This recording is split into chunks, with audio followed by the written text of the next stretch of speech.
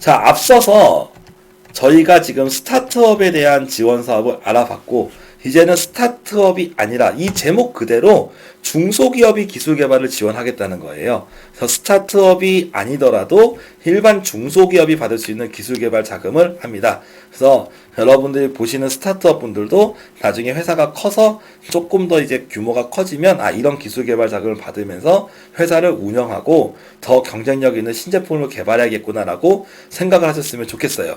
보겠습니다. 중소기업 기술혁신 개발 2번 사업입니다. 내용을 보시면 2,400억을 신규 지원을 하고 신규 1,600억이 지원이 됩니다. 첫 번째 수출 지향형입니다. 그래서 수출하려고 하는 제품들을 지원을 한다. 두 번째 시장 확대형이라고 써 있습니다. 이 시장 확대형은 여기 포인트는 민간 투자를 유치한 기업들이 지원이 가능한 거고요. 반대로 시장 대응형은 민간 투자 유무와 상관없이 중소기업 유망 품목을 발굴해서 지원을 하겠다라고 보시면 됩니다. 저도 이 유망 품목을 발굴하겠다는 정확히 무슨 말인지 모르겠지만 아무래도 정부가 매년 중소기업이 기술을 개발하면 좋은 그런 기술들을 중소기업 기술 로드맵을 통해서 발표를 하거든요. 아마 거기랑 관련된 기술이지 않을까라는 생각이 듭니다. 그리고 또 일부는 그 기업이 실제로 그 개발하면서 나름대로 여러 가지 사업상 유의미한 기술일 수도 있겠죠. 그 내용이 옆에 보시면 이렇게 자유공모랑 품목지정이라고 써 있는데, 자유공모라고 하는 거는 하고 싶은 아이디어 마음껏 내라는 얘기고, 품목지정이라고 하는 거는 실제로 정부가 지정한 특정 기술만 지원을 하겠다는 거예요. 그래서 지원 대상 수출 지향형은 매출액이 100억 이상 700억 미만이 중소기업 중에서 즉각적 수출을 500만 달러 이상을 했었어야 됩니다. 네, 그런 기준을 한 분들만 지원이 가능하고, 시장 확대형은 매출액 20억 이상 700억 미만, 투자 유치 실적이 같이 있어야 되는 거고요. 이런 상황으로 볼 수가 있겠습니다. 그래서 어느 정도 조건을 만족해야 된다 라고 보시면 되겠고, 다음 중소기업 상용화 기술 개발입니다. 그래서 기본적으로 많이 나오는 사업 중에 내용 중에 하나는 구매조건부 사업입니다. 이거는 대기업이나 아니면 어느 정도 신용도가 있는 기업에서 이 기술을 개발하면 일정 금액 이상을 기술을 구매하겠다라고 하는 구매 확약서를 내면 이런 식으로 지원이 가능합니다. 그래서 개발할 기술을 미리 구매할 거를 확약을 하고, 기술 개발이 이 지원 사업 통해서 완료가 되면 그때 가서 물건을 사주는 그걸 조건으로 이렇게 개발이 된다는 거죠. 그래서 구매 조건부 신제품 개발이라는 사업이 있고요. 그 다음에 네트워크형 기술 개발은 기업 간의 협력 수요가 있는 제품들 전주기 간의 R&D를 지원하겠다라고 하는데, 좀 내용을 가볍게 한번 뒤에서 한번 살펴보면 다음과 같습니다. 구매 조건부는 수요처가 구매 의사를 밝히고 개발을 제안한 어떤 기술에, 아직 기술이 다 개발된 건 아니죠. 중소기업에게 기술 개발을 자금을 지원해서 실제로 납품할 수 있도록 하는 거고요. 공동투자형은 이제 투자기업이 투자 의사를 밝히고 이 기술을 개발하면 정부와 투자기업이 공동으로 지원하겠다라는 사업이 또 여기서 나왔습니다. 네트워크형 기술 개발은 중소기업과 R&D, 개발기업, 생산기업, 유통기업 여러 개의 그 협력기업들이 컨소시엄을 구성을 해서 그 제품 개발하는 것을 다각적으로 지원하겠다고 하는 건데요. 한 2년에 6억 원 정도를 지원합니다.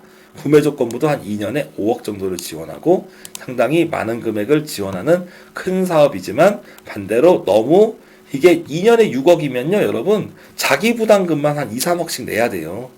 자기 부담금이 2억이 넘어갑니다. 그렇기 때문에 자본력이 없는 스타트업이 지원할 수가 없다라고 말씀을 드린 거죠.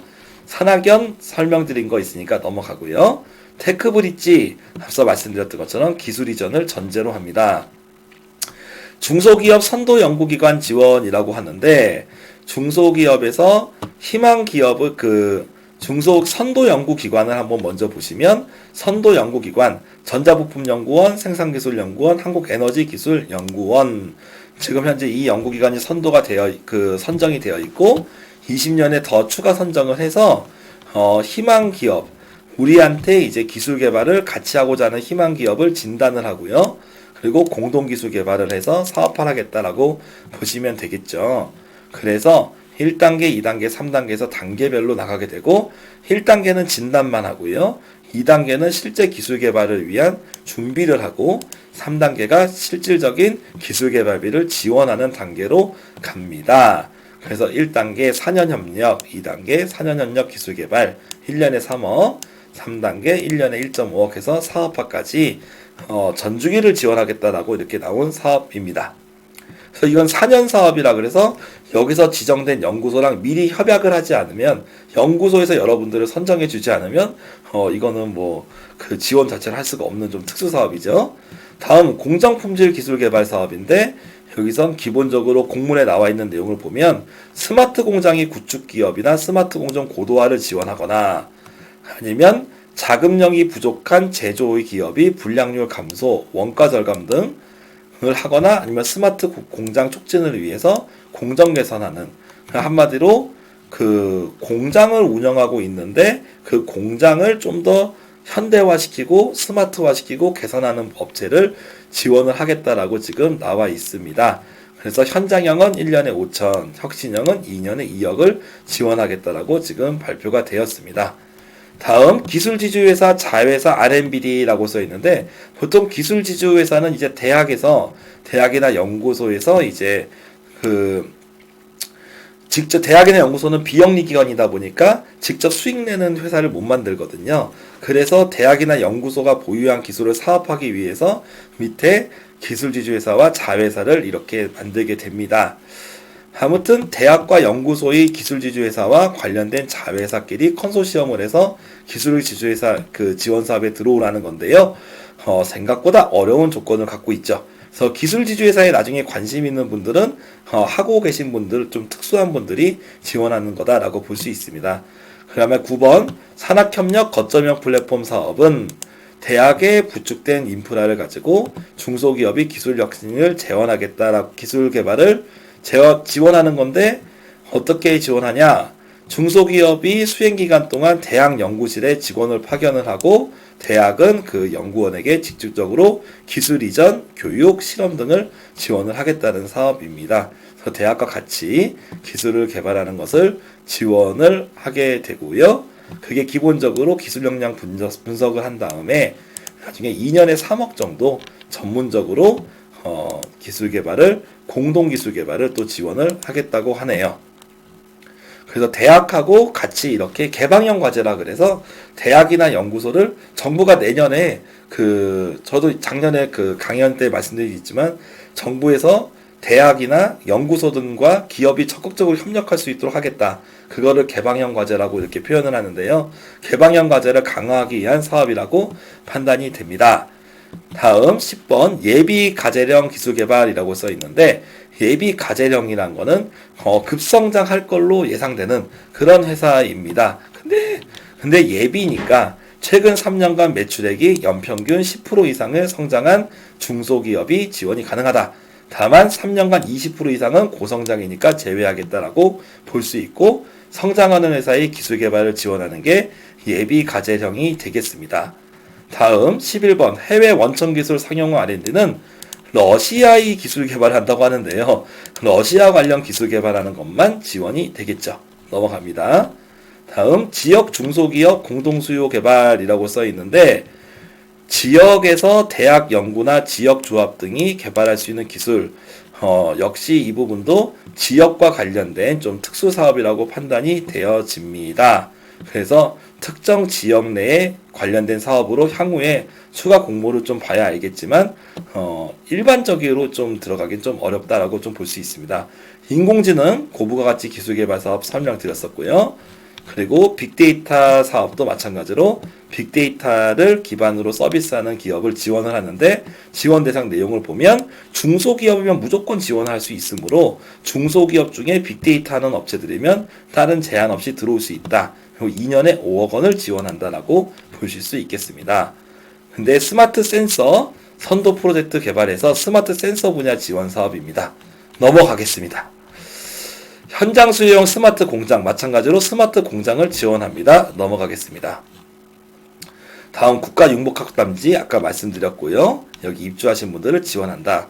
그리고 지역 특화 산업 육성 사업은 비수도권에 있는 지역에 있는 주력 산업을 특화 산업을 따로 정부에서 지정을 합니다. 그 분야를 지원하는 업체를 지원을 하게 될 텐데요. 이렇게 밑에 보시면 이렇게 주역 산업이 있죠. 대전은 바이오, 세종은 의료 이런 식으로. 그래서 그 지역에서 이런 사업을 하는 기업이 R&D를 참여할 수 있다는 거예요. 그래서 여러분들이 처음에 창업하실 때 소재지가 이 지역이 주력 분야랑 맞게 가시면 바람직하고 그러면 나중에 R&D 사업까지 노려볼 수가 있을 겁니다. 나중에 향후 R&D 사업을 위해서 이렇게 사업자 소재지나 사업장을 옮기시는 것도 고려할 수 있겠습니다. 기술 규제 해결형 기술 개발인데요. 말 그대로 기술 규제를 해결하겠다라고 보실 수 있고 이거는 좀 뭐 특수 사업이니까 역시 넘어가겠습니다. 해외 인증 규격 접합 사업 마찬가지로 해외 인증 규격에 적합한 수출을 위해서 개발하고자 하는 분들을 위한 R&D로 수출을 했거나 수출을 예정 중인 기업에게 1년에 1.5억 원의 자금을 지원을 하는 사업입니다. 그래서 특별하게 뭐 연구소가 있어야 된다든지 그런 결격 사유가 많지 않으므로 수출하는 업체들은 적극적으로 한번 노려보셔도 좋겠습니다. 미세먼지 관련된 실용화 기술 개발 사업이 102억이 예산으로 나왔습니다. 이것도 관심 있는 분들은 신청해 보시면 되겠습니다. 네, 여기까지 해가지고 기술개발 사업에 대해서 간단 리뷰를 좀 마쳤습니다.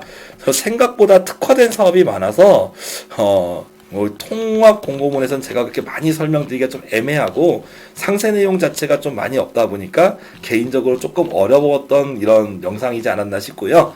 그래서 여러분들 중에서 뭐 세부 공고문이 나와서 야면 아시겠지만 미리 사전에 준비하고자 하는 분들은 이 하단 공고문에 있는 전화로 연락을 하셔서 미리 좀 관련된 거를 질의하셔서 준비하셨으면 좋겠고 새로 나온 지원 사업들이 많다 보니까 아직 정비가 안 돼 있을 수 있습니다. 그래서 끊임없이 작은 관심을 갖고 미리미리 준비하는 부분이 필요합니다. 그리고 마지막으로 개방형 과제는 대학이나 연구소랑 같이 개발해야 되는데 여러분들이 이걸 하고 싶으시면 지금부터라도 대학이나 연구소에 관련된 기관에 전화를 거시면 담당 팀이 있습니다. 그래서 그 팀에서 담당자 연락하셔서 미팅도 하시고 기술 개발에 대해서 적극적으로 협력하는 적극성이 있으시다면 금년도 기술 개발 사업을 미리 준비할 수 있고 금년이 조금 힘들면 내년이라도 준비를 할 수 있을 거라 생각이 듭니다. 네, 이상으로 늦은 시간까지 방송 들으셔서 감사합니다. 여기서 마치겠습니다.